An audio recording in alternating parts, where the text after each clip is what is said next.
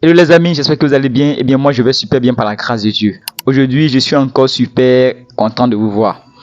Eh bien nous allons parler de quelque chose de très important. Déjà pour ceux qui suivent cette chaîne, dans l'une des vidéos on a enseigné 4 pratiques incontournables pour pouvoir réussir son année. D'accord, et on a parlé de première pratique, c'était de faire son bilan. Deuxième pratique, c'était de se fixer des nouvelles attentes pour la nouvelle année. Troisième pratique, c'était de tracer son plan d'action. Quatrième pratique, c'était de passer à l'action.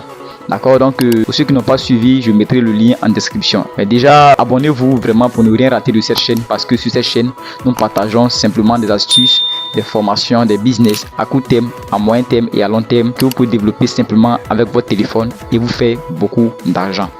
Est-ce que vous voyez? Donc abonnez-vous pour ne rien rater des prochaines vidéos. D'accord? Eh bien aujourd'hui nous allons parler d'une 5e clé.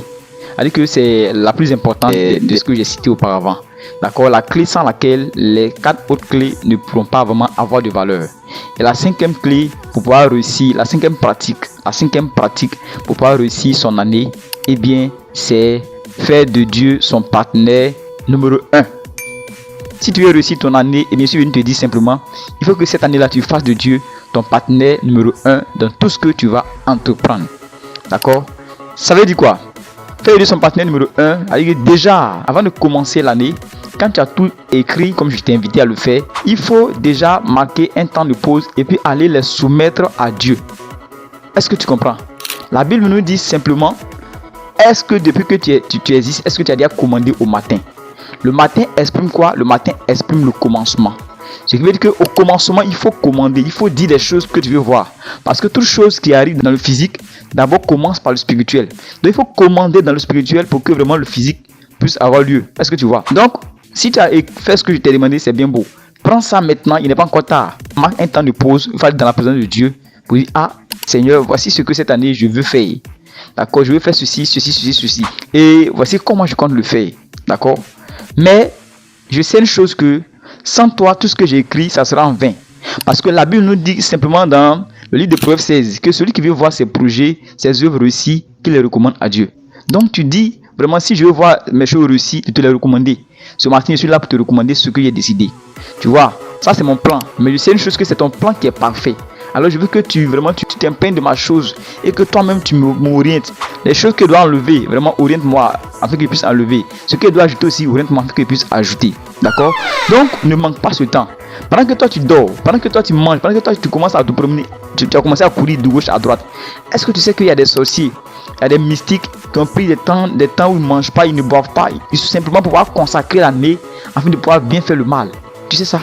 Donc toi tu es là, tu vas à gauche, tu vas à droite, tu es là parce que l'année a commencé. Donc comme toi tu es fougueux, toi tu commences en même temps. Écoute-moi, si tu ne recommandes pas ton année à Dieu, d'accord, tu as bien défini tes objectifs, tu as mis en place des meilleurs plans d'action, et puis tu es audacieux, tu es fonceur.